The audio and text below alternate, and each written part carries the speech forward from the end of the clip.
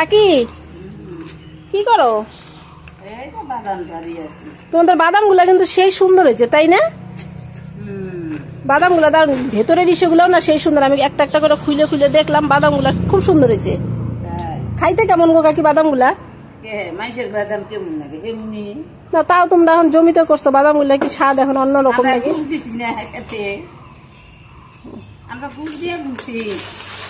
তো কটা বাদাম দিবা নাকি? খাই দেখি কেমন। তো কটা বাদাম দাও, খাই দেখি কেমন।